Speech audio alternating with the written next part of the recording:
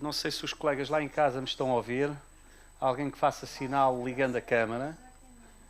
Boa, já percebi que sim. O Matias disse logo que sim, muito bem. A Diana. O Edgar está ali com uma ganda pinta. A Preciosa, o pessoal todo, muito bem. Agora já não vou dar mais nomes, senão tenho que passar por todos os colegas. Estão todos cumprimentados. Eu espero que a sessão no período da manhã tenha sido suficientemente enriquecedora, desafiante. Tivemos uma parte que foi uma parte mais académica, uma parte mais densa do ponto de vista da abordagem, depois tivemos uma parte mais, eu diria, de compromisso daquilo que são aquilo que é o processo todo que estamos a fazer.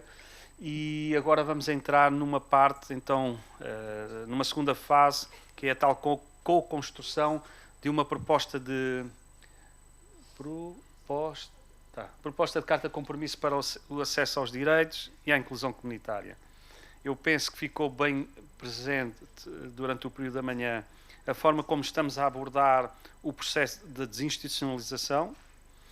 Penso que isso ficou bastante claro e entendemos que devemos construir uma carta de compromisso que nos permita, obviamente, ter como referência, possamos mobilizar recursos, ferramentas, que possamos potenciar aquilo que também estamos a desenvolver no âmbito da FENACERSE, que é a comunidade de práticas associada a um centro de inovação e conhecimento que está a ser desenvolvido, onde podemos também ir pondo todas as nossas boas práticas, onde possamos ir partilhando estes caminhos e que, acima de tudo, toda a informação fique bem organizada e que possamos ter sobre esta matéria uma competência que seja eu diria, o resultado e o espelho daquilo que é o nosso contrato. E eu volto a sinalizar, porque eu acho que a frase é interessante, que é o contrato ético que nós temos com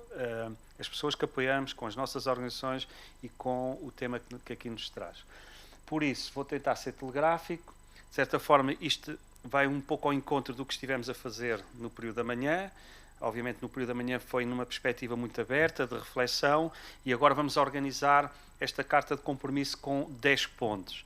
E como é que nós vamos... Eu vou voltar atrás, peço desculpa só para não incorrermos já na leitura, sem explicar, dar aqui algumas notas. Nós vamos passar por estes 10 pontos, ou estes 10 compromissos, que integram toda a proposta, e no final vamos dar a possibilidade que todos possam participar, e quando eu digo todos, é que as organizações que estão aqui representadas possam participar e votar, dizendo se concordam, se não concordam, e a terceira pergunta era se têm reservas. Obrigado. Pronto. Obviamente, tivemos aqui a fazer uma pequena reflexão, agora mesmo aqui no momento, e considerámos que não devíamos, nesta parte da Carta do Compromisso, não devíamos ter uma resposta individual, até porque esta é uma Carta de Compromisso que tem uma contextualização organizacional, e o que pedimos é que em casa e aqui, por organização, desculpem a redundância, vocês se organizem e haja só uma resposta ao questionário. É isso que é o desafio. Espero que esteja claro naquilo que estou a dizer. Se aqui na sala, se não for claro, estou aqui e posso responder diretamente. Em casa, utilizem o chat, coloquem as questões e nós vamos tentar responder. Mas a ideia é que não encher a pool, com respostas que muitas vezes que até poderiam ser contraditórias dentro do próprio espaço organizacional, e o que estamos a pedir nesta fase é que cada organização se organize e responda, e vamos tentar que as coisas corram bem. Se não correrem bem à primeira tentativa, faremos uma segunda tentativa. Estamos em espaço de trabalho, não estamos expostos eu diria, não estamos em conferências, expostos a entidades terceiras. Estamos agora numa fase muito de trabalho e de construção conjunta. Eu vou passar os 10 pontos e no final, então, daremos as indicações do ponto de vista do preenchimento da pool que está preparada. Tendo em consideração aquilo que dissemos no período da manhã, esta carta de compromisso, nós entendemos que deve começar logo como um primeiro, diria um aspecto que para nós é fundamental, que é valorizar a pessoa, isto no sentido do reconhecimento, da valorização, da capacitação, do trabalho de capacitação e da participação das pessoas apoiadas, e obviamente damos como exemplo a criar condições para que as pessoas possam tomar decisões dentro das próprias organizações, algo que foi também até naquele levantamento que a Sara teve o cuidado de apresentar amanhã, da manifestação das nossas associadas. Penso que é uma matéria que está muito atual, muito presente, mas nós queremos que este seja um ponto, não vou dizer um ponto de entrada, mas que seja um aspecto-chave nesta carta de compromisso e que fique bem claro. Criar as condições para as pessoas que tomam decisões nas organizações, valorização das competências atuais e potenciais de cada pessoa apoiada. Mais uma vez, isto é uma lógica muito centrada na pessoa, num processo de participação ativa. O segundo compromisso é valorizar a comunidade. Entendemos que não é possível fazer este processo se não capacitarmos, se não tivermos uma lógica de inclusão comunitária, se não tivermos as chamadas comunidades inclusivas e se não tivermos os agentes da comunidade envolvidos neste processo. Obviamente, como eu disse de manhã, a comunidade somos também nós, o que significa que o processo de capacitação é os agentes da comunidade, são as famílias, são as pessoas que apoiamos, são os profissionais das organizações, é o tal ecossistema que tem que ser capacitado e valorizado naquilo, e obviamente também reconhecido. Nós damos como exemplo mapear e capacitar aliados transformadores da comunidade no sentido da inclusão comunitária. Também se falou aqui hoje muito de manhã da necessidade de mapearmos, e o Henrique deu esse exemplo, de mapearmos na nossa comunidade aquilo que são os recursos que podem mobilizar, não só recursos físicos, materiais, mas recursos humanos, recursos de vontades e de pensamento que podem ajudar-nos a cumprir este segundo grande compromisso. Estou a tentar ser telegráfico. O terceiro é a cooperação de base comunitária. As organizações devem conhecer-se, colaborar entre si e assumir intervenções de base comunitária, e damos aqui como exemplo a corresponsabilização de todas as partes interessadas para uma intervenção comunitária. Isto parece que estamos sempre a dizer o mesmo, mas não, se olharem, há diferentes abordagens, elas são evolutivas, e o que dizemos é que isto não pode ser, esta questão da inclusão comunitária não pode ser uma responsabilidade das organizações, não fica só sobre nós este caderno de encargos, tem que haver uma corresponsabilização e as organizações têm que ser agentes dessa mobilização e dessa corresponsabilização. Não pode ser, muitas vezes, aquela ideia de que a família é um contexto, a organização é outro, a vida em comunidade é outra. Não, tem que haver aqui uma partilha, uma corresponsabilização, o que obriga, recordam-se de manhã, eu comecei a minha intervenção falando na chamada arquitetura de diálogos, que é uma matéria que parece complexa e até porque exige muito entendimento, existe muito diálogo, muita compreensão, e é esse o caminho que também achamos que deve ser percorrido. Depois, a qualidade dos apoios. Garantir a qualidade dos apoios, centrando-os nas necessidades individuais, gostos e expectativas de cada pessoa apoiada. Isto é muita lógica do apoio centrado na pessoa. Nós damos como exemplo o contrato de serviços, que é uma prática que utilizamos nas nossas organizações, mas depois associamos aqui uma segunda dimensão, que já repetimos, que é o contrato ético. Porque mais do que termos a materialização daquele compromisso num documento formal, que às vezes os documentos formais são só na lógica do procedimento, e nós temos muito incutido, até imposto quase pela lógica dos agentes públicos, esta coisa muito preocupados com a conformidade, e não podemos ter desconformidades, então temos que ter os contratos, e eles têm que estar assinados e têm que estar rubricados, e depois andamos todos aqui nesta lógica dos sistemas de qualidade à procura das conformidades e das desconformidades, o que significa que nem sempre o que está subjacente e mais importante, que é a relação ética, com as pessoas e as práticas, nem sempre essa é a prioridade, porque isso nós não conseguimos demonstrar nas visitas da Segurança Social. Isso está na base da relação que nós, daquilo que a FENACERSE conseguiu, com a Confecub conseguiu, por exemplo, impor, e eu digo impor porque foi um trabalho e uma luta muito grande, na negociação do último, na negociação da adenda extraordinária ao compromisso de cooperação que agora terminou, conseguimos que, para além de criar um sistema de gestão de qualidade das respostas sociais, fosse opcional por parte das organizações, por isso é que está lá o IO, a implementação de sistemas de avaliação dos impactos. Porquê? Porque interessa-nos mais esta relação dos impactos e este compromisso ético do que propriamente a conformidade ou a não conformidade dos procedimentos, porque isso, a gente sabe, é mais papel, é mais, e há mais vida para além de tudo isso. Pronto. E é um pouco isto que nós queremos aqui trazer na qualidade dos apoios, e por isso é que damos sempre este enfoque no contrato ético, e maximizar a qualidade dos apoios por meio dos procedimentos formais e uma ética dos pequenos atos, aquilo que, e aqui tem um bocado de influência na narrativa e no conhecimento que o Michel também partilhou connosco, a questão da microética das intervenções, e isso também para nós é muito importante, que é a valorização daquilo que são as pequenas práticas, os pequenos saberes, que são do dia-a-dia e do cotidiano das organizações, e é nessa soma que nós conseguimos cumprir também este compromisso, até porque se voltarmos novamente às questões da qualidade, nós não podemos nos contradizer relativamente àquilo que dissemos de manhã, no sentido de tudo isto ser muito plural, ser muito ajustado à realidade de cada um, e não termos visões formatadas em que passamos de uma forma para outra forma, certo? Nós não é isso que procuramos, nós não queremos passar de uma lógica formatada de resposta social para uma lógica de desinstitucionalização formatada noutra é esta complexidade que temos que introduzir também na nossa compreensão e no nosso debate. Depois, a política de prevenção da violência.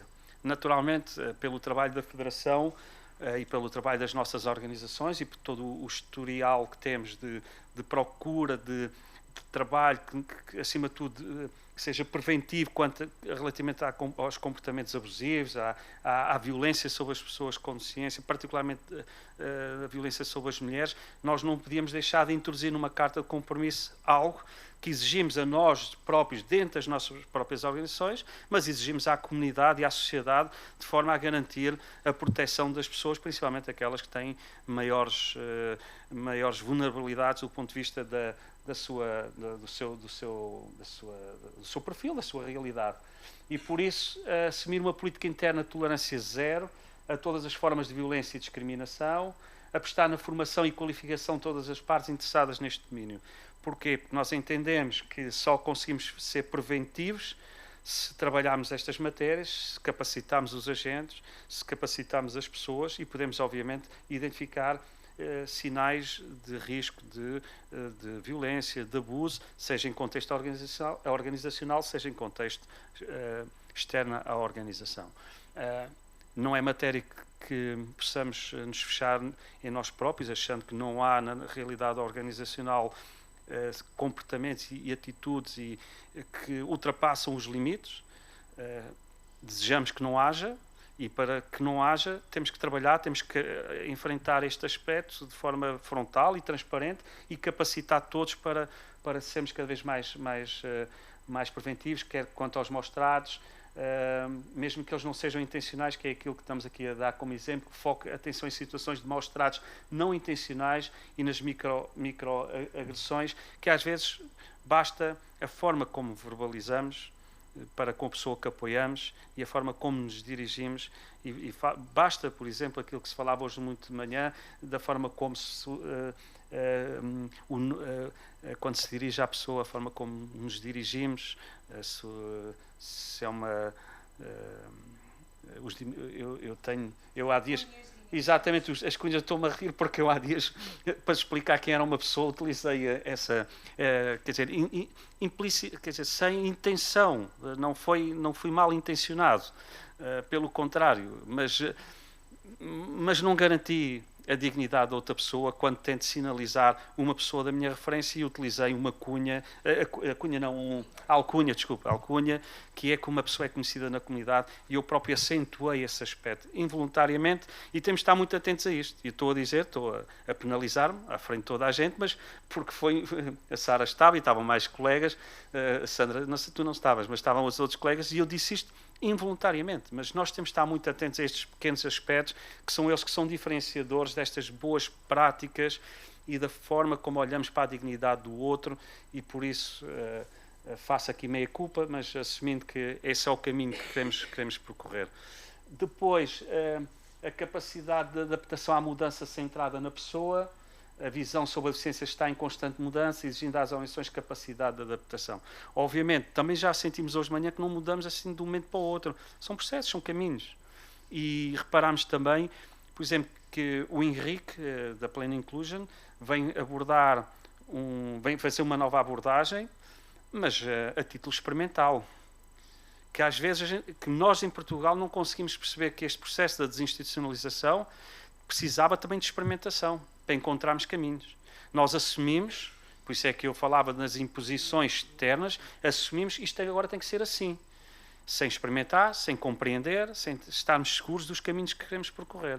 E nós não podemos permitir que isso aconteça. E por isso as organizações têm que também, em primeiro lugar, colocar-se nesta posição de querer mudança e de transformação, mas obviamente também por via da experimentação, do diálogo, e irmos caminhando de forma progressiva para pronto. E achamos que devemos meter isto no compromisso, nesta carta de compromisso também para irmos nos organizando e fazer o nosso caminho. Depois, valorizar a diversidade de apoios, salvaguarda dos direitos da pessoa com maiores necessidades de apoio, enquanto compromisso cívico, e damos aqui como exemplo respostas e serviços adaptados às pessoas com maiores necessidades de apoio. Sabemos, e é sempre uma discussão, basta refletirmos sobre o debate que houve quando foi a transformação do decreto-lei dos CAUs para a portaria, que o preâmbulo, o próprio âmbito, né, logo no artigo 1, deixa de fora as pessoas com mais necessidades de apoio, o que deixa-nos sobre um alerta muito grande. Quem está em casa sabe o que é que eu estou a dizer, porque isto foi um debate muito... Não estou a dizer que o legislador não tem essa intenção. A questão é que está escrito de uma certa forma que não nos dá a segurança que aqueles que têm mais necessidades de apoio têm os apoios que são necessários para que possam... pronto. E tudo isto requer sempre este nosso debate, e naturalmente assumimos que valorizar a diversidade dos apoios é fundamental, na lógica, não só nesta lógica, porque há pessoas com mais necessidades de apoio, mas também na lógica de que há outras necessidades que estão identificadas e que nós temos que ter capacidade para responder a essas mesmas necessidades. Muitas das vezes na chamada caixinha não cabe, né? E eu tenho a caixinha do CACI, tenho a caixinha daquilo e daquilo outro, e depois não cabe aquilo que nós vamos sentindo no terreno, e vamos sentindo uma certa impotência para cumprir. E às vezes essa impotência leva ou a tornarmos demasiado passivos, ou a tornarmos demasiado desafiantes, o que também às vezes a administração pública não gosta muito, principalmente as visitas de acompanhamento da Segurança Social, não gostam muito dessa atitude desafiante, porque lá está, mais uma vez, estamos nas não conformidades. E isso também deixa um grau de insegurança. Agora, é preciso levar mais longe esta transformação e esta nova geração também de respostas sociais, que é preciso, não é respostas sociais do ponto de vista formal, é porque as necessidades são diferentes, os contextos são diferentes, as necessidades são outras. Nós também colocamos a nós próprios desafios, e as pessoas que nós apoiamos têm outro nível de desafios também do ponto de vista daquilo que é a sua expectativa, e nós temos que conseguir responder com eficiência, com eficácia e, acima de tudo, com qualidade. Pronto. Depois, a sustentabilidade organizacional é sempre uma matéria, e talvez por força das crises sistémicas que temos vindo não são sistémicas, são recorrentes. Elas não são, mas a crise pandémica, depois a seguir a crise a guerra na Ucrânia, o impacto da inflação, o aumento dos custos energéticos, etc., colocou o foco, principalmente a quem tem responsabilidade de gestão das organizações, e mesmo os profissionais, colocou o foco na sustentabilidade organizacional. Não estou a dizer nada estranho para os colegas, é talvez a matéria que nós mais debatemos, são as preocupações. Porquê? Porque nós sentimos que não conseguimos ir ao encontro das necessidades das pessoas porque cada vez temos menos recursos. Nós não conseguimos ir mais longe e exigir mais dos profissionais que trabalham nas organizações quando não conseguimos valorizar o seu trabalho por força de uma melhor remuneração e uma compensação pelo esforço que é despendido diariamente. Obviamente, isto coloca o foco numa visão muito centrada no nosso, desculpa, não quer dizer umbigo, posso ser mal interpretado, mas muito naquilo que são as preocupações cotidianas da organização, como é que vamos responder, como é que eu vou arranjar recursos, como é que eu vou pagar a segurança social, como é que eu vou pagar os impostos, como é que eu vou pagar os vencimentos, como é que eu vou gerir a contestação que tem vindo a crescer dentro dos modelos organizacionais por força dessa nossa dificuldade de reconhecer o trabalho dos profissionais e valorizá-los. Naturalmente, num movimento cooperativo como a Xerces, isto ganha até uma outra expressão, porque nós temos um diálogo social em permanência, nós não somos aquelas organizações mais do ponto de vista conceito mais institucional, em que há quem mande e há quem obedeça. Nós somos cooperativas, temos lógicas de diálogo interno, de gestão democrática interna, de participação, o que significa que tudo isto torna-se mais complexo. Obviamente, tem uma vantagem, é que este diálogo social também ajuda a perceber que estamos todos com o mesmo sentido, com o mesmo compromisso e estamos todos a lutar por ultrapassar essas dificuldades. Mas aquilo que queremos dizer, fui um pouco mais longo neste ponto, porque obviamente compreendendo, e até porque também faço parte dessa compreensão das dificuldades que temos todos os dias na sustentabilidade organizacional, sabendo que precisamos de organizações fortes e coesas, depois não podemos dizer que, ou melhor, esta questão da sustentabilidade organizacional deve ser garantida num quadro de responsabilidade alargado, mas a sustentabilidade não pode ser uma barreira à garantia dos direitos. O que é que significa isto? Significa que estamos a retirar, nós somos cooptados para a discussão sobre a sustentabilidade organizacional. Nós temos responsabilidades na negociação do compromisso. Nós temos responsabilidades na negociação do contrato coletivo, ou neste caso das dinâmicas de contratação coletiva. Temos que encontrar caminhos, mas isso não pode ser uma barreira à garantia dos direitos das pessoas que apoiamos. E isso, eu acho que é também uma garantia, desculpem a redundância, mas é uma garantia para nós, que estamos a cumprir com a nossa missão, é uma garantia para as pessoas que apoiamos, porque elas sabem que têm esta mobilização coletiva, é uma garantia para as famílias, acho que é uma garantia para quem tem o poder de decisão e quem obviamente tem responsabilidades constitucionais de cumprir com este compromisso.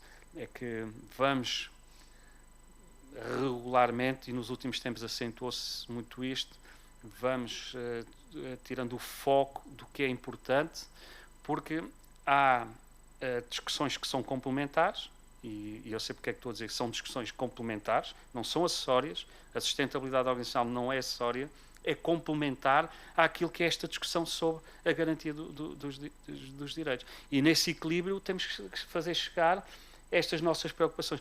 Também temos a certeza que na negociação dos recursos necessários ganhamos uma força acrescida quando nós representamos estes princípios e estes valores. E eu tenho a certeza, não tenho certezas, tenho o sentimento que é pelo facto de nós termos sempre este equilíbrio, que também temos um reconhecimento pelos agentes políticos, porque sabem que a nossa ação, as nossas preocupações, aquilo que nós tentamos andar para a frente, estão assentes nestes princípios e nestes valores. Que de uma forma se calhar mais simplista, o facto do nosso modelo cooperativo e de organizações ter o envolvimento dos pais desde a sua gênese, na forma como ele se construiu, o que significa, e ter as pessoas que nós apoiamos sempre neste processo de participação, significa que há aqui princípios e valores que estão muito solidificados e que são diferenciadores de outros modelos organizacionais. Não estou a pôr em causa os outros, estou a valorizar o nosso, permitam-me que o faça. Pronto. Estou mesmo a terminar. O nono, que é intervir e transformar. Defendemos organizações atentas, interventivas e transformadoras que tornem o mundo um lugar mais justo e inclusivo para todas as pessoas. Esta frase já foi dita aqui esta manhã, fica na carta de compromisso, se vocês assim o entenderem, mas queremos realmente contribuir. Falta ali organizações aprendentes, está atentas, mas nós temos que também, se possível, talvez meter as organizações aprendentes, né? No sentido de não... Diga? E conhecedoras. Muito bem. Muito bem. Depois, o 10, promover a investigação e a inovação, que também está aqui hoje subjacente neste nosso encontro aqui na Universidade, que é promover o conhecimento, a procura contínua de novas metodologias de trabalho, intervenção no acesso aos direitos e inclusão comunitária.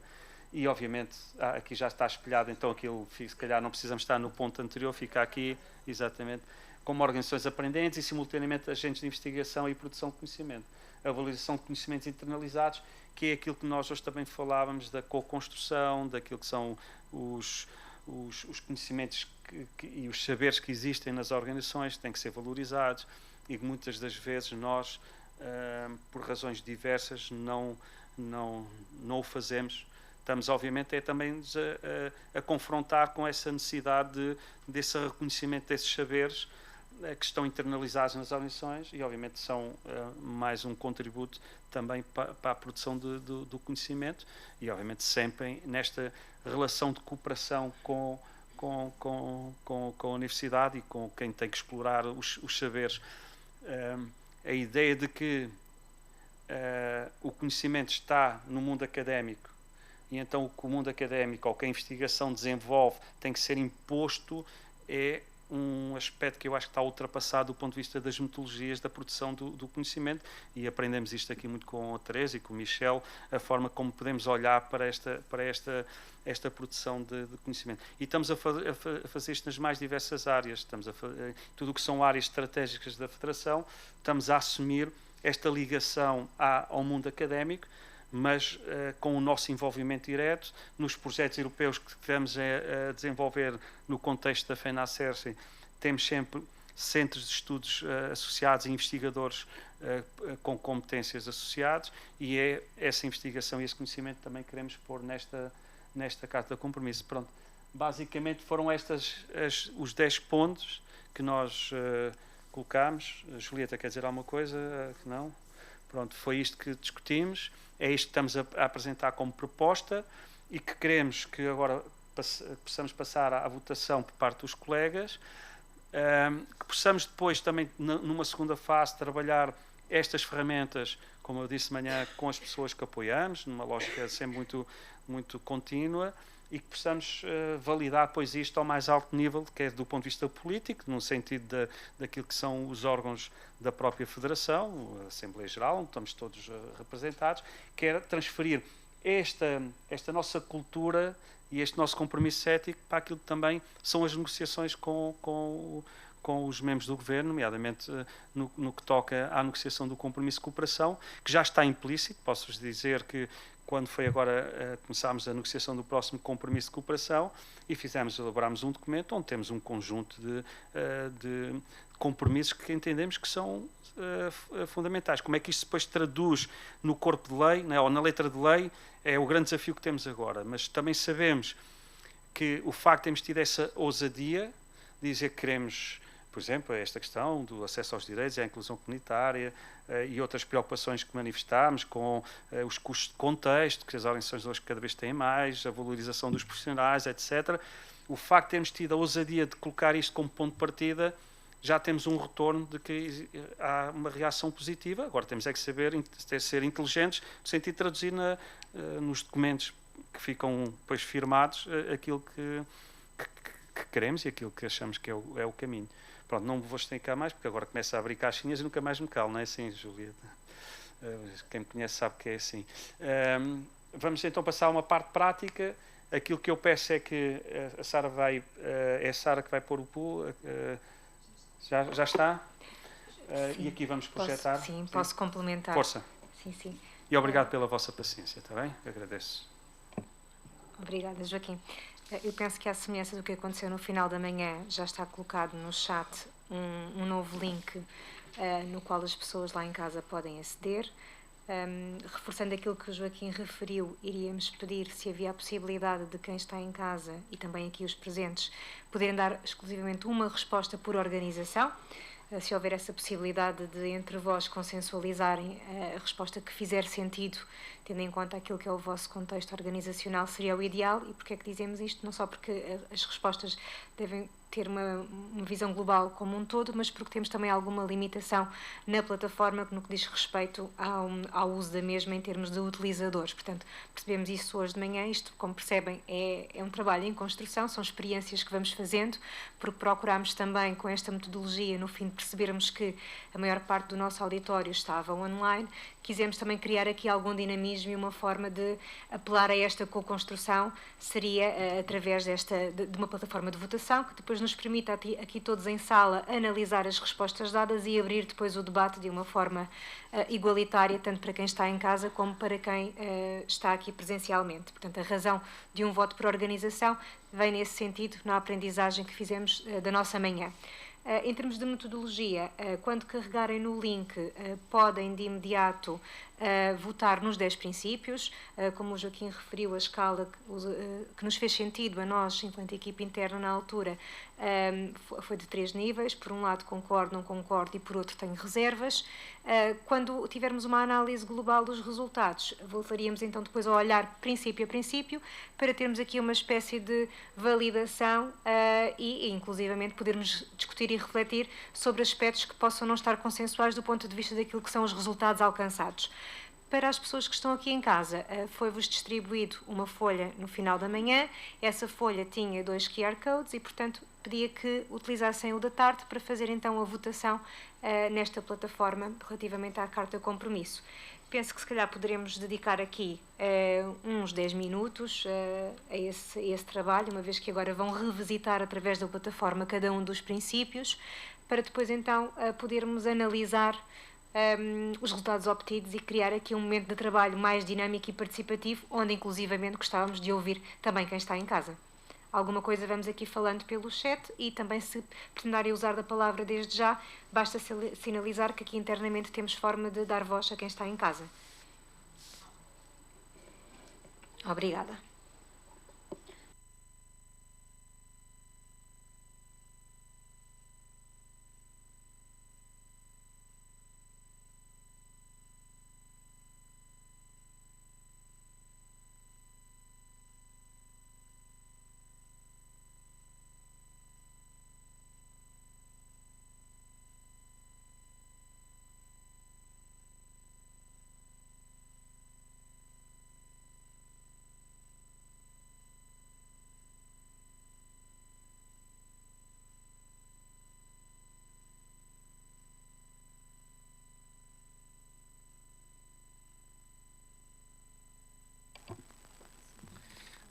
Então, é só a título de brincadeira, o pessoal da Cercina que está aí em trabalho pode votar, mas tem que votar tudo sim, hein? Não pode contrariar, não pode, não me arranja nenhum problema.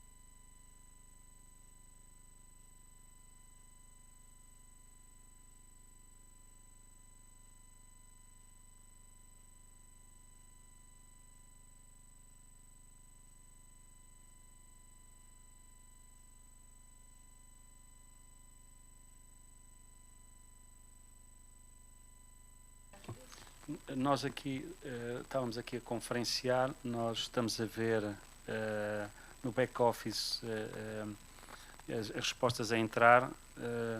Quantas é que já estão neste momento? Mais ou menos. Temos 11 pessoas a responder, significa que o número está a crescer, as pessoas são terminadas. Ok. Podemos ter quase 30 a 40 pessoas. Pois, tudo bem, sim. O senhor diz que o programa não está aberto. Não permite mais respostas. Então, Já estão. vou lançar novo, está bem? Uhum. As pessoas estão a preencher, Sim. Sim. Nós estamos aqui a conferenciar. Eu estou a falar mais para casa, vocês aqui que estão aqui no auditório já perceberam o que é que se está a passar. Nós preciso transmitir aos colegas que estão em casa. Isso vai ser feita. Nós já temos quantas? 34. Pronto, nós já temos 34 organizações que tiveram a possibilidade de responder, mas também já temos aqui sinalizado que a plataforma já não está a permitir. O que é que nós vamos fazer? Vamos fazer, quem ainda não teve a possibilidade de responder, vai poder responder de seguida. Nós apresentamos se calhar já os resultados, vamos projetar os resultados que neste momento foram apurados. Entretanto, a plataforma, a pool vai ser limpa e vamos lançar novamente o link e os colegas poderão então também participar. Isto tem a ver com limitações da própria ferramenta que estamos a utilizar e estamos a tentar encontrar soluções que não impossibilitem a participação. Eu se calhar pedia, então, estamos em condições de projetar, pronto, então, da carta de compromisso, aquilo que foi das 30 e, ajudem-me, 30 e... Quantas? 34. Das 34 organizações que responderam, conseguem ver que há uma concordância de 100%, o que significa que estamos todos comprometidos e confortáveis com esta carta de compromisso. Deixámos sempre este espaço de termos reservas na eventualidade de alguns colegas poderem querer sinalizar. As reservas seria sinalizar outros aspectos que não estavam aqui. Temos sempre o canal aberto do ponto de vista do diálogo entre todos nós, quer os colegas que estão em casa poderem utilizar o chat, quer aqui podemos também usar a palavra, e eu não sei até se não seria interessante abrirmos agora um espaço também de debate, se alguém quiser usar a palavra, quer aqui na sala, quer em casa, para podermos, por um lado, para ganharmos tempo aqui, quer dizer, não é por esse aspecto, mas eu peço aqui para limparem a pool, para fazermos uma segunda ronda, e darmos aqui um momento de debate, porque também parece-nos que é enriquecedor ouvir depois desta jornada de trabalho, muito perceberam, muito orientada no sentido de cumprirmos os tempos e cumprimos aquilo que tínhamos como debate, ou como plano, também dar aqui um pouco do espaço para alguma troca que os colegas entendam fazer. Em termos de programa, eu não tenho aqui o programa, estamos bem, não é? Sim, é isto que tínhamos nos comprometido. Eu não sei se alguém na sala ou alguém em casa quer usar a palavra. Se alguém em casa quiser usar a palavra, aquilo que eu peço é que já se pode tirar. A Regi pedia que projetassem aqui os colegas. Sim. Só para nos estarmos a ver uns aos outros. Não sei se alguém quer usar a palavra. Já está, ótimo. Quer aqui na sala, quer em casa. E dávamos aqui 5, 10 minutos só de debate, para depois então passarmos à fase seguinte, que eu penso que é já a fase final de encerramento do encontro, sendo que eu tenho que ver aqui o horário, mas temos tempo, tínhamos-nos proposto até às 16 horas, não temos que cumprir as 16 horas, quando entendermos que cumprimos o nosso plano. O Michel aqui na sala pediu a palavra, em casa quem quiser usar pedia que colocasse então a reação com a mão, para depois nós podermos dar a palavra para a discussão. Força, Michel. Sim, só para realçar que os vários pontos se cruzam entre si, não é uma crítica, mas é só para a inteligência da carta de compromisso termos isso bem presente, e vou dar o exemplo precisamente deste primeiro ponto e identificar dois outros pontos que são relacionados com o primeiro. por exemplo, valorizar a pessoa e a qualidade dos apoios.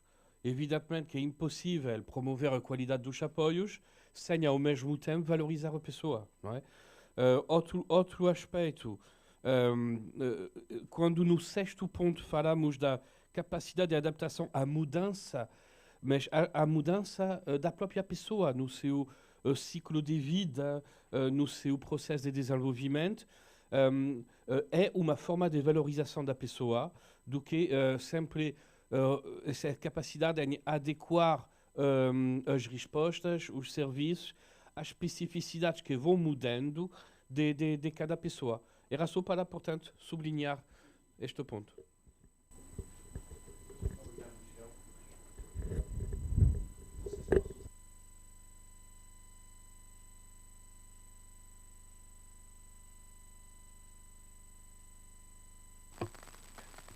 Não estava, peço desculpa para quem está em casa. Estava a dizer que não deixa de ser uma matriz em que tudo se correlaciona, simplesmente para a compreensão, para a organização do documento, nós temos que apresentar desta forma, mas subscrevo totalmente aquilo que acabaste de sinalizar, e nós até tivemos esse exercício complexo da forma de não repetirmos algumas dimensões, porque elas se interligam e não precisávamos estar a repetir sempre os mesmos... E por isso é que também o documento é simplificado, né? Esta carta de compromisso tem uma lógica simplificada, mas onde tentamos colocar todas as perspectivas e todos os olhares e a forma como eles se interligam. Não sei se mas penso que é isso. Sim, sim. Sim. Sim, sim. Muito bem. Não sei se mais alguém em casa, os colegas, alguém quer dizer alguma coisa. Isto não é uma obrigação.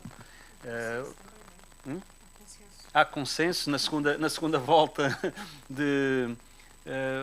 há consenso ou não? Sim, pronto, estamos aqui a dizer que sim.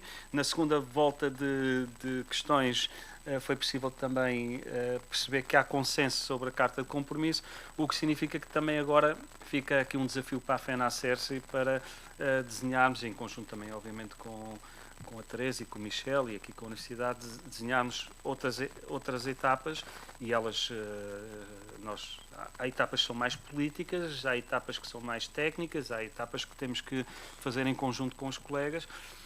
Quando eu há pouco falava no nosso Centro de Inovação e Conhecimento, que está a ser desenvolvido, é uma plataforma que vai permitir também arrumar muito bem estes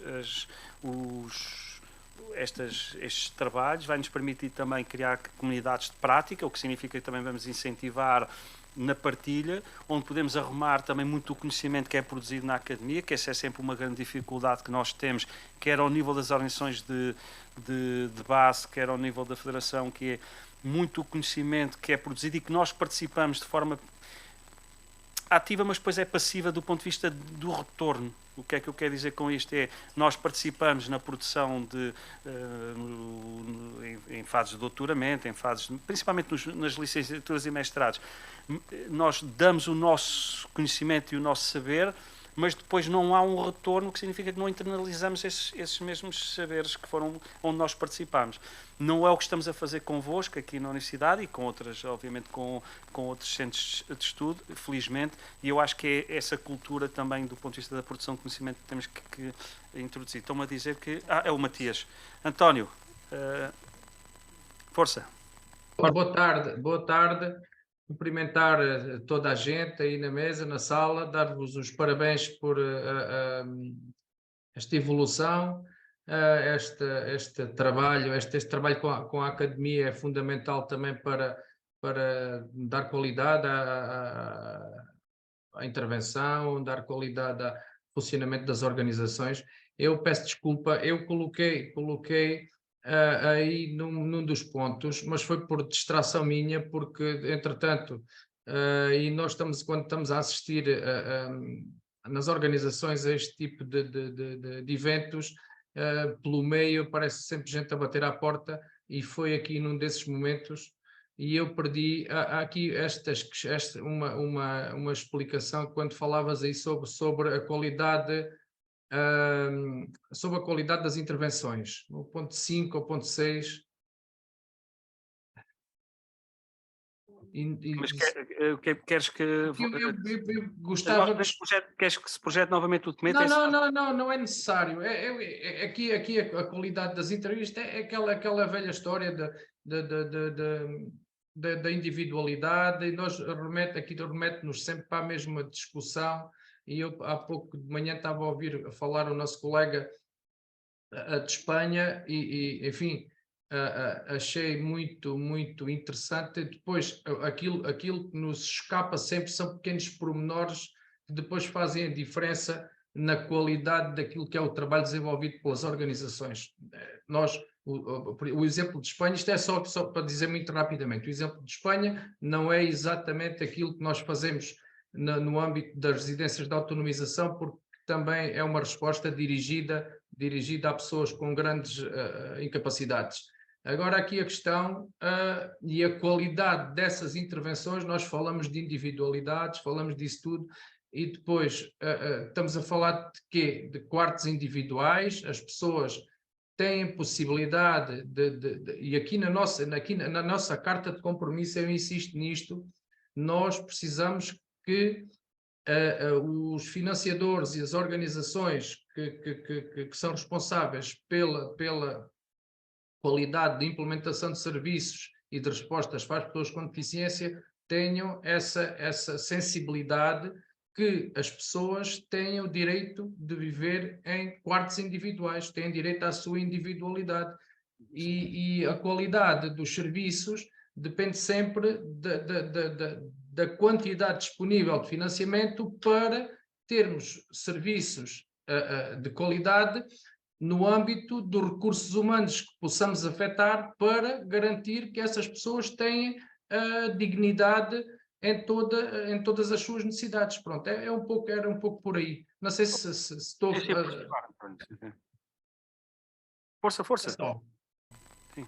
Estava a dizer que foste claro na tua questão, e ela até é curioso porque no período de interrupção, durante o almoço, essa questão foi colocada para que o Henrique pudesse clarificar. Desde logo, um aspecto que eu acho que temos que, e volto a repetir, porque senti desde o primeiro dia que se começou a discutir esta matéria, ou quando começámos a adensar a discussão, que havia uma ideia que nós estávamos num lado da moeda e agora virávamos e tínhamos que criar, que isto era uma outra face da moeda, e não é verdade. É tudo numa base de experimentação e de evolução, também com dimensões, ou com aspectos que são evolutivos, de inovação, de experimentação, e perceberam pelo universo no projeto de Mi Casa, o universo de pessoas envolvidas é um universo muito, muito restrito, numa realidade tão complexa e da dimensão de Espanha, mas eles estão a trabalhar projetos piloto para que possam validar também essa metodologia, e esta questão, e tentando ser objetivo, esta questão foi colocada. Eles chamam habitação àquilo que é o quarto, o que nós designamos de quarto, e aí ele foi claro, e o piso é os apartamentos. E na conversa que tivemos com o Henrique, ele foi claro, diz que por quarto é um quarto individual, sendo que depois o apartamento são de quatro, podem vir até 6 pessoas, mas na sua maioria são 4 pessoas. Basicamente estamos a falar de residências de autonomização e inclusão, num modelo em que tem depois os quartos individuais. Mas o exemplo da Mi Casa é um exemplo que, mais do que nós copiarmos o modelo, e é isso que eu acho que devemos todos interiorizar, nós não queremos copiar um modelo de Espanha nem de outros países. Queremos que, a partir desta reflexão que trouxemos aqui, possamos também nós construir o nosso próprio modelo, ou os nossos próprios modelos. Permitam-me que vos diga desta forma plural, porque nós não estamos à procura da solução milagrosa para corrigirmos ou para trabalharmos a desinstitucionalização. Nós temos, e acho que fomos claros, mesmo no discurso que a Julieta hoje de manhã aqui teve o cuidado, e as palavras teve o cuidado de partilhar, nós temos 2 dimensões. Uma é a dimensão interna organizacional, em que nós temos que ter um compromisso de combater tudo o que são práticas e culturas institucionalizantes, que não dignificam as pessoas, que não vão ao encontro do nosso contrato ético. E temos que ter a capacidade, a partir do nosso ecossistema, sermos agentes transformadores daquilo que é o encontrar de novas soluções para as necessidades que nós temos identificados no terreno. Quer dizer, nós temos uma influência interna, no sentido de combatermos essas práticas e essa cultura institucionalizante, e isso para mim, e estou a partilhar a minha opinião muito pessoal, isso é o aspecto, eu diria que é central, porque isso sim, se não o fizermos rapidamente, estamos claramente a acentuar uma visão institucionalizante, e depois, obviamente, a partir de criarmos um ambiente de conhecimento, a capacidade de compreendermos aquilo que estamos a discutir e estarmos todos comprometidos com, e lá está a carta de compromisso, podermos avançar como agentes transformadores e exigir aos agentes políticos que nos possam acompanhar naquilo que nós queremos, que também do ponto de vista da evolução das respostas sociais, seja com projetos piloto, e temos sempre esta capacidade de experimentação, seja com respostas efetivas e com respostas sociais e com novos modelos e com interação entre as respostas e com a interface que muitas vezes nós temos dificuldade em encontrar. É isto que está na base de todo este debate e todo este trabalho que estamos a fazer. Obviamente não vamos sair deste encontro com a ideia de que temos uma solução e uma solução formatada. Isso seria uma contradição nas contradições que sinalizámos há pouco, e na minha intervenção eu falei em muitas contradições. E nós não podemos entrar em contradições. Nós temos é que saber do que é que estamos a lidar, do que é que estamos a falar, o caminho que queremos fazer, ajustar narrativas. Reparem uma coisa, o que eu vou dizer é sempre discutível e obviamente o que nós dizemos é discutível, mas nós temos um encontro aqui de debate e de reflexão, e nós falámos em pessoas com deficiência intelectual e multideficiência, ou pessoas com deficiência, em número, foi uma ou outra vez que nós utilizámos essa expressão. Nós próprios temos ajustado as nossas narrativas quando dizemos as pessoas apoiadas. Quer dizer, o que significa que também nas narrativas estamos a construir uma narrativa cada vez mais inclusiva. E se pudermos ir também caminhando nessa lógica mais inclusiva, acho que ninguém leva a mal, pelo contrário, acho que só estamos a valorizar o caminho que estamos a fazer. Não sei se mais alguém quer usar a palavra, que senão depois eu estou sempre a falar e torno... Sim, a professora Teresa quer.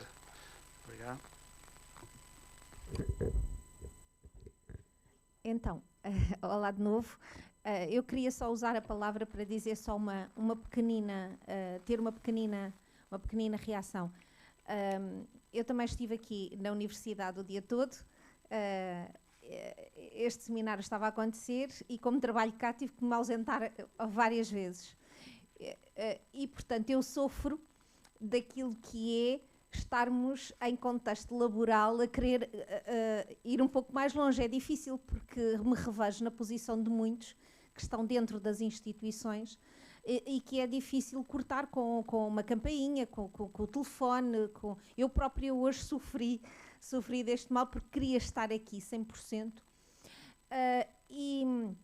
E faço aqui um ato de contrição para convosco, terminando se calhar da maneira como comecei, dando as boas-vindas, mas dizer que esta casa é uma casa sempre aberta, porque efetivamente neste processo da desinstitucionalização temos que olhar também para a desinstitucionalização dos técnicos. Ou seja, os técnicos têm que sair um pouco da sua realidade. Faz bem, hoje os sistemas híbridos colocam-nos no conforto de estar na nossa instituição ou na nossa casa e acompanharmos estes movimentos, mas o sair da nossa realidade, o sair faz muita falta para que um técnico consiga abrir mais o seu horizonte. Fica aqui um apelo a que, sempre que possível, que saiam das realidades. As organizações aprendentes, como hoje falamos aqui, têm que fazer este movimento de se abrir completamente também para o exterior. e portanto, fazia aqui um apelo que nos próximos encontros tínhamos, se calhar, mais pessoas presenciais. Temos condições de poder juntar aqui algumas salas e temos excelentes condições de trabalho que podemos, e fazer aqui um apelo de que venham, vai valer a pena o estarmos todos juntos e o sair, eu sei com muito custo que saímos destas realidades, mas os colegas precisam de respirar, precisam de sair do cotidiano, do seu dia-a-dia, e estar connosco, estarmos todos juntos e estarmos também neste movimento de sair para fora. E portanto, era também aqui com esta palavra final que gostei muito. Ainda não é a palavra final. Ainda não, vamos para a palavra mas final. a minha palavra final, a minha palavra final, não do seminário, obviamente, mas neste movimento a importância que eu dou do técnico não ficar num ponto de observação estático, a olhar toda a realidade a passar, e também se tornar também ele próprio um movimento nesta linha de crescimento que estamos a co-construir. Muito obrigada. Obrigado, professora Teresa. Temos agora só dar 2 notas. Temos a Marília da CRCAV online para usar a palavra. Temos aqui depois o Dr. Adalberto também para poder falar.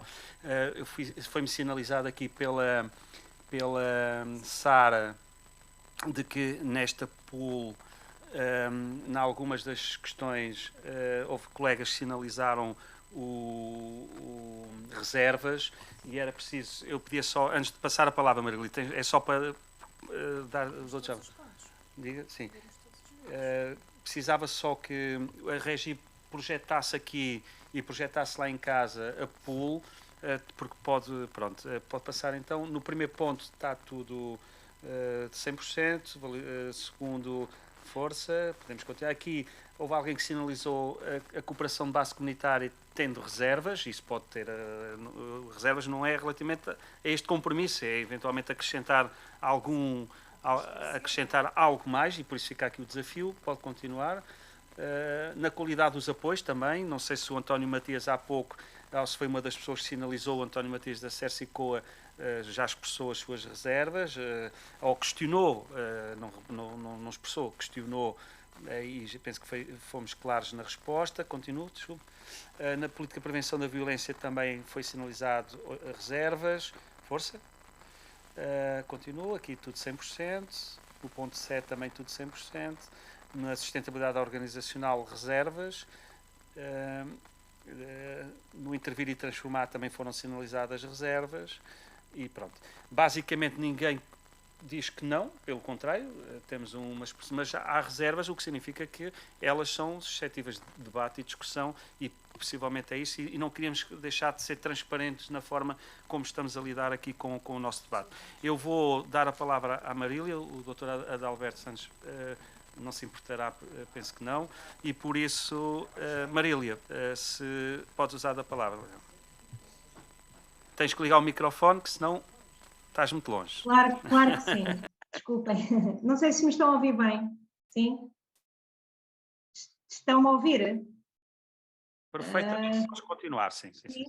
Pronto, eu é só para referir, aproveitando uma intervenção da professora sobre a nossa participação presencial e o nosso envolvimento de maior proximidade, obviamente concordo, mas a verdade é que muitas vezes isso nem sempre é fácil. Aliás, isso já foi focado neste nosso encontro, não é? E provavelmente, se fosse para ser presencial, eu não teria, se não me engano, as minhas contas, 8 pessoas ou 9 aqui da instituição a assistir, porque depois tornava difícil o nosso acompanhamento, deixarmos, não é, as pessoas que apoiamos sem suporte técnico. Tenho aqui, pelo menos a equipa do CACI está basicamente toda a assistir, e também está a diretora do serviço domiciliário, pelo menos daquilo que consegui constatar. Eu obviamente estou aqui um pouco em 2 em 1, sou diretora de CACI, sou presidente da instituição, mas eu sou perfeitamente de acordo. Aliás, em muitos encontros da FENACERCI tenho falado sobre isso. A nossa proximidade, o podermos estar com as pessoas a debater presencialmente, é muito mais rico, motiva mais a nossa participação e o nosso envolvimento. esta solução online que a pandemia nos veio trazer de uma forma mais intensa, trouxe coisas boas, mas também acabou de trazer um bocadinho o distanciamento, e isso de facto nem sempre é facilitador do diálogo, da comunicação, da participação, mas também, por outro lado, é bom porque se calhar uma grande parte das pessoas que estão aqui a assistir provavelmente não conseguiriam ter a facilidade de se deslocar a Lisboa. Depois é a questão da descentralização.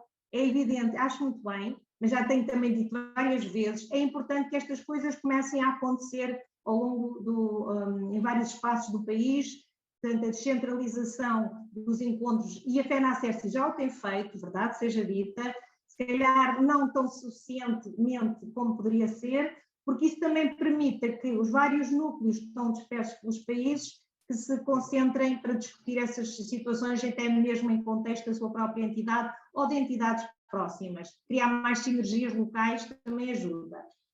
Isso é uma parte relativamente ao comentário que a professora fez sobre a ida dos técnicos, neste caso à universidade. Por outro lado, não posso deixar de dar os parabéns por esta carta de compromisso, portanto tem aqui uma expressa maioria a manifestar-se favoravelmente, e bem, acho que mais uma vez a FENACERSI neste envolvimento, isto é uma situação que nos preocupa muito, a questão da desinstitucionalização, todas estas problemáticas que nos obrigam a ter um compromisso. Eu tive a oportunidade na reunião de debate, não me engano foi no dia 13 de abril, de já manifestar a minha opinião. Às vezes nós próprios, entidades, acabamos por também não nos estar a comprometer devidamente com este tipo de cartas. E se nós não termos o exemplo de boas práticas, depois também acabamos por ver a nossa voz não tão bem credibilizada como nós gostaríamos. Portanto, há que ter cuidado com isso. As nossas instituições têm, de facto, ter práticas inovadoras. Temos alguma resistência muitas vezes na mudança. Ouvimos aqui um exemplo de Espanha, concordo com o Joaquim totalmente. Uma coisa são exemplos e práticas de outro país e podem estar muito bem no bom caminho, mas nós temos que criar a nossa identidade institucional e a nossa identidade de boas práticas também, que as temos e muitas, já pelo país fora, não só nas CERSIs, mas outras organizações. Agora, é assim, o caminho tem de se construir, tal como já foi dito, caminhando. Nós não podemos manter práticas que já deviam estar ultrapassadas, paralelamente com práticas inovadoras. E depois isso, obviamente, cria algumas dificuldades na aceitação da defesa, não é, destes compromissos. Portanto, eu deixo aqui um apelo, e sei que a FENACERSI está no bom caminho nesse sentido, todos nos unamos em volta do aceitar internamente primeiro nós, estes compromissos dentro desta carta, para depois elas serem de facto credibilizadas e por não ter resistência na mudança a estas nossas orientações e, neste caso, estes 10 compromissos que aqui apresenta a carta. E parabéns mais uma vez e obrigada pela oportunidade de estarmos juntos a falar aqui ou aí, o que importa é que estejamos presentes, acho eu. Muito obrigado, Marília. Exatamente. Vocês estão distantes do ponto de vista físico, mas estão aqui perto no coração, não é? Não é assim que se diz? E por isso tentamos, obviamente, as ferramentas tecnológicas levam-nos a também ir mais longe. Eu penso que a professora Teresa manifestou mais do que... eu li nas palavras da professora Teresa mais uma manifestação de estar connosco e desse gosto de estar connosco e de podermos partilhar espaços físicos e presenciais e penso que foi mais essa manifestação com uma disponibilidade total por parte da Universidade e que nós só temos a agradecer. Vamos no segundo encontro, o que também não é muito fácil, sabe, professora? Nós habituámos e nós... entidades, sejam representativas, sejam entidades de base, às vezes não conseguimos construir relações de parceria que se perpetuam, né, que possam ganhar maturidade do ponto de vista da partilha e das aprendizagens. A vida é muito desafiante, nós andamos sempre à procura também de soluções e o facto de estarmos num segundo encontro, numa relação de cooperação e de parceria com a Universidade, acho também em que já estamos num segundo tópico daquilo que são as nossas prioridades estratégicas. O ano passado abordámos o envelhecimento, este ano estamos a abordar a desinstitucionalização, temos espaço para construir construir também outros tópicos e temos um estudo de investigação a decorrer, no caso concreto um estudo de caso na CERSIAMA. Este trabalho de cooperação e de parceria leva tempo e por isso também não queria deixar de sinalizar. Diga? Exatamente. E eu acho que é isso que também é preciso fazer e penso que é isso que estamos aqui a valorizar. Não sei se mais alguém quer usar a palavra. Peço desculpa, o Dr. Adalberto está aqui connosco na sala. Força. Muito obrigado. Não estou excluído. Muito boa tarde. Peço desculpa. Muito boa tarde. Obrigado, Dr. Joaquim e à Dra. Sara.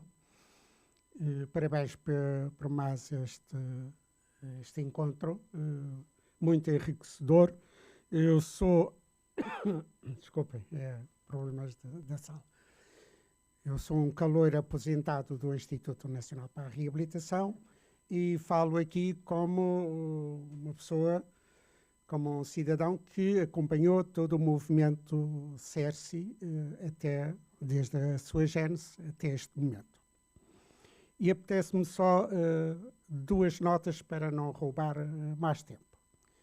Uma primeira nota é que esta carta não seja mais uma carta, porque senão temos uma carta a mais. É a minha preocupação. Já estou um pouco naquele patamar de mais cartas, não, porque são cartas a mais. E temos já um património extraordinário sobre isso. Por causa do património, segunda nota, apetecia-me colocar nesta carta um apelo às origens do movimento CERSI. Eu penso que tudo o que está ali inscrito está na matriz fundacional do movimento CERSI. O movimento CERSI, desde a sua gênese, e que tenho acompanhado com muito gosto e com muito aproveitamento, sempre lutou pela autonomia, pela independência, pela participação. O movimento CERSI é fruto da Revolução de Abril, por isso tem coisas novas. E o problema foi as pessoas se esquecerem das fontes. Penso, o grande apelo e a grande convocatória, ir às origens, às fontes genuínas, revolucionárias do movimento CERSI. Está lá tudo.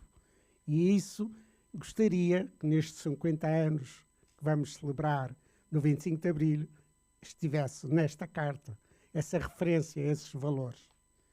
Uma outra questão que eu já partilhei, fora deste contexto, tudo isto é muito interessante, mas o que me preocupa, e até como anterior gestor de instituições, é a desinstitucionalização dos trabalhadores e das trabalhadoras.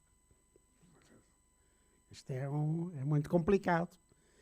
E que tenham também direito à informação, à consulta, à audição, que o seu plano de trabalho e as suas expectativas estejam em conta e na mesa dos gestores. Isso preocupa-me bastante. Até se me é permitido, Dr. Joaquim, eu não vou demorar mais, mas uma pequena nota.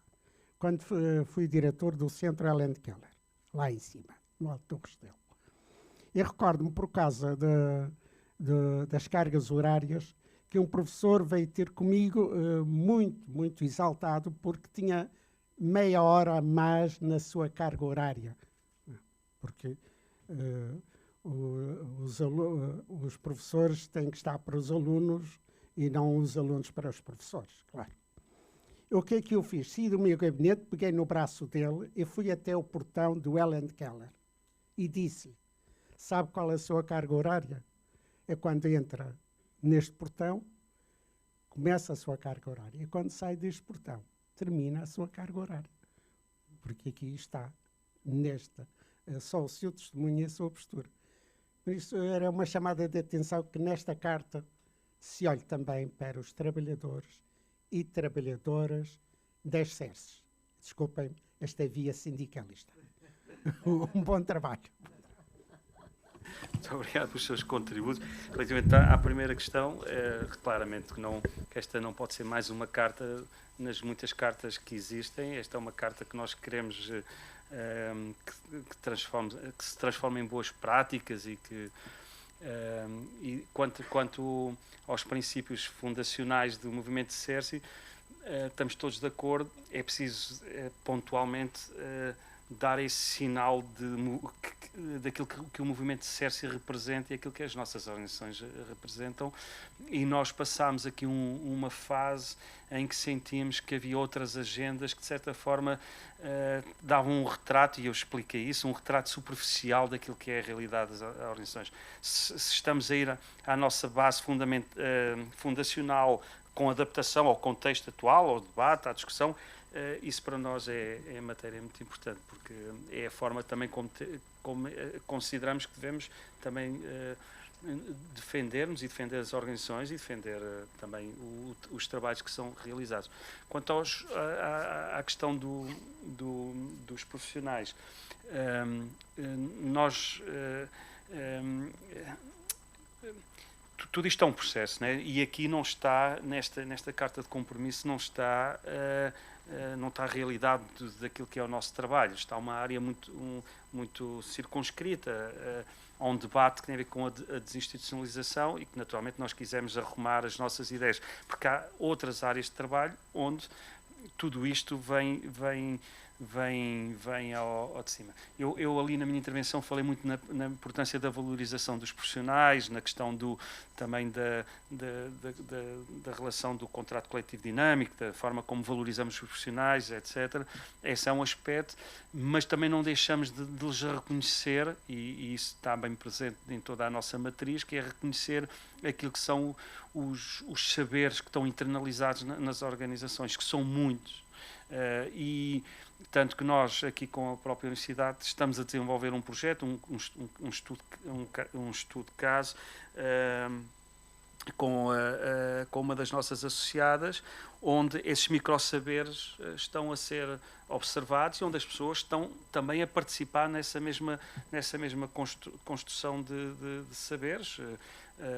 Estamos a fazer aqui caminhos que eu acho que vão em conta aquilo que o Dr. Adalberto estava a sinalizar. Não cabe tudo na carta de compromisso. Vamos tentar que possa caber noutras cartas. Mas não sejam mais cartas por cartas. Penso que isso estamos totalmente de acordo. Houve alguém que me sinalizou, a Julieta quer usar a palavra, pedia só que passasse o microfone à Julieta. E onde é que está o microfone? Não está aqui na sala, já aí vem, sim. Só dizer que alguém me sinalizou que de certa forma a carta, esta nossa carta de compromisso, vai ao encontro de uma carta que o país subscreveu, que é a Convenção para os Direitos da Pessoa com Consciência, e que isto, aquilo que nós aqui nos comprometemos, reforça, porque às vezes, eu também sou do tempo de que esse foi um discurso muito amplificado, demos muito valor à Carta para os Direitos da Pessoa com Consciência, e depois tudo isto evolui, e isso parece que é a coisa que ficou lá atrás, e nós próprios, organizações, nós, FENACES e a nossa rede de associadas, estamos constantemente a trazer o debate da Carta da Convenção para os Direitos da Pessoa com Consciência, estamos sempre a trazer ao debate e à discussão, porque ela dá-nos aqui um conjunto de suportes e de alicerces relativamente a estas dimensões mais éticas. E muito bem. Força, Julieta. Só queria dizer aqui ainda, no seguimento do que o Dr. Adalberto falou relativamente aos nossos profissionais, só dizer que efetivamente a riqueza das nossas casas, das nossas CERSIs, tem a ver com os profissionais, não é? Porque são eles que estão no direto, são eles que nos ensinam efetivamente as melhores práticas relativamente àquilo que são as nossas prioridades e que são os nossos clientes. A dizer que é uma matéria que é muito sensível para a FENACERSI. O Joaquim é a pessoa que representa a FENACERSI no compromisso. E é uma das preocupações que ele leva sempre para o compromisso, que é a situação dos profissionais, porque efetivamente os nossos profissionais são pouco valorizados em termos remuneratórios, em termos de uma reforma antecipada, porque estas pessoas, o Dr. Adalberto sabe tão bem quanto nós, que têm um desgaste psicológico e físico antecipado àquilo que era normal noutras pessoas e noutras profissões, e por conseguinte uma reforma antecipada sem perda de direitos, melhores remunerações, portanto isto tudo tem sido levado à discussão com os políticos, e é uma das nossas grandes preocupações do Conselho de Administração da FENACERSI, e dos próprios gestores das CERSIs também, porque é um reconhecimento efetivo da valorização daquilo que nós entendemos que deve ser a valorização dos nossos profissionais, que devem ser bem pagos, que têm que ter uma reforma antecipada sem perda de direitos, e portanto esta é efetivamente uma das nossas grandes lutas, que vale o que vale, mas que nós reforçamos constantemente. Muito obrigada. Sim, Julieta, passe ao Michel. Estava aqui a conferenciar relativamente às reservas que foram colocadas nas respostas. Não sei se algum dos colegas em casa quer explicar a razão pela qual colocou as reservas. Também, se não for aqui o momento indicado, poderemos fazer de outras formas, ou por escrito. Não queríamos era que ficasse algo por discutir, ou algo que não nos ajude também nesta fase de reflexão. É esse o desafio, mais do que estar a exigir aos colegas que possam usar da palavra, era que dar este espaço de trabalho, e que possamos e que nos possam enviar as tais reservas e a razão de se calhar até com outra maturidade de pensamento, ou tempo para pensar e para refletir, mas que nos façam chegar as vossas preocupações, para que o documento seja o mais sólido possível, e fica aqui também a nossa nota. Michel, entretanto estamos a entrar na fase final do nosso debate, para tentarmos cumprir as 16 horas, e Michel... Uma intervenção para dizer o seguinte. O ponto de partida, portanto, foi conselho de Erving Goffman, e quando vejo essa carta de compromisso, há também vários pontos que se relacionam com Goffman, e isso é muito bom, porque lembro que é precisamente pela atenção prestada a certos pormenores, a certos detalhes, que se valoriza uma pessoa ou não. E eu vi nas respostas que foram enviadas por várias associadas neste exercício de autodiagnóstico organizacional, eu também ouvi em várias intervenções ao longo deste encontro uma sensibilidade agora aos pequenos pormenores, aos pequenos detalhes que fazem a diferença entre promover a dignidade das pessoas na interação direta, no dia a dia, e queria dizer que considero isso muito importante. E se olhamos, portanto, para essa carta, encontramos referência, por exemplo, a microagressões, a importância, por exemplo, das formas de trato, do uso de alcunhas, o tom de voz que é mencionado, e tudo isso, o próprio Goffman teria prestado ele próprio muita atenção a isso. Aliás, do seu trabalho seminal dos anos 50, é exatamente este tipo de pormenores que ele observava e analisava com grande destaque. E eu só quero também reagir em relação ao segundo compromisso sobre valorizar a comunidade. Eu tive a oportunidade de discutir convosco o desenho dessa carta, e quero partilhar com todos os presentes e quem está aqui uma reflexão que é: podemos ler, mapear e capacitar aliados transformadores da comunidade no sentido da inclusão comunitária. Isso é mesmo excelente, é muito bom. E eu gostaria de dar um exemplo. E para dar um exemplo concreto de algo que pode ser trabalhado, precisamente no sentido de capacitar profissionais que interagem com os clientes, com os nossos filhos, porque eu falo também na condição de pais, não é? E há um conceito de Goffman que é o conceito de small talk. uma pequena conversa de cortesia, que é, por exemplo, vou cumprimentar a pessoa, boa tarde, bom dia, como está? Ah, parece que vai chover hoje. Isso é o small talk, são pequenas conversas de cortesia.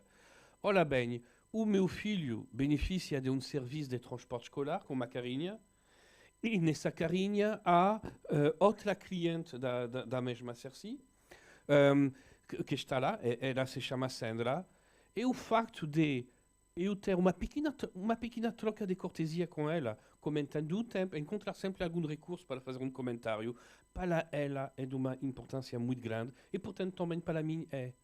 E então, é para...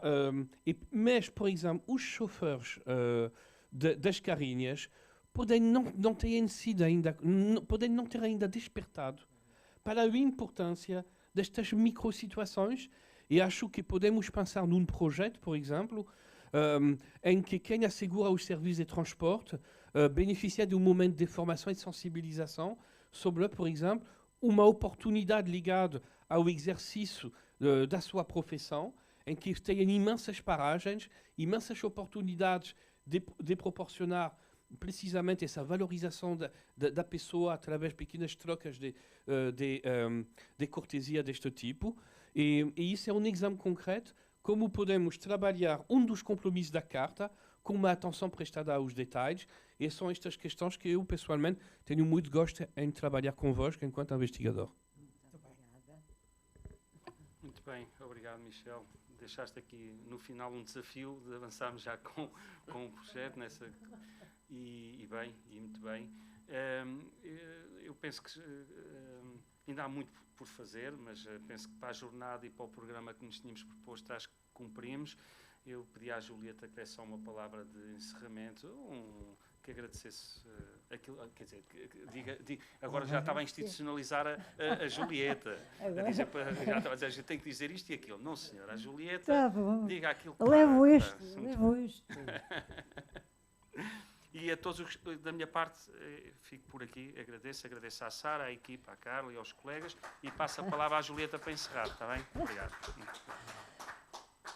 O que dizer depois deste dia fabuloso, aqui com os poucos presentes na sala, mas bons, e os muitos online, igualmente bons. Eu só cabe-me agradecer mais uma vez e com muito prazer à doutora Teresa, que já saiu, ao nosso querido amigo Michel, muito obrigada, ao doutor Adalberto por estar mais uma vez connosco, que é fantástico, a vocês todos, e principalmente à equipa da FENACESTI, pelo trabalho que desenvolveu, em especial à nossa Sara, e em especial ao Joaquim, naturalmente, porque efetivamente são profissionais que nos ajudam muito, que trabalham muito e que estão sempre perto, o que é extraordinário. E agradecer a estes profissionais todinhos que aqui estão, um grande abraço, e dizer que nós continuamos a ser os melhores, está bem? Pronto, se não formos, pelo menos temos que parecer. Pronto, de maneira que desejar um resto de dia feliz, até ao próximo encontro, que com certeza há de ser aqui na Universidade, quem sabe presencial, quem sabe. Bom, vamos fazer um misto, mas quanto mais presencial melhor, está bem? Para nos abraçarmos e olha, e desejo-vos a todos a continuação de muito bom trabalho. E agradeço muito, muito, muito a todos os que estão a trabalhar com os nossos filhos, não é, Michel? Muito obrigada e continuemos no bom caminho, porque nós fomos sempre um exemplo. Nós nascemos virados logo para a comunidade. Não é por acaso que o Dr. Adalberto falou na gênese do nosso movimento.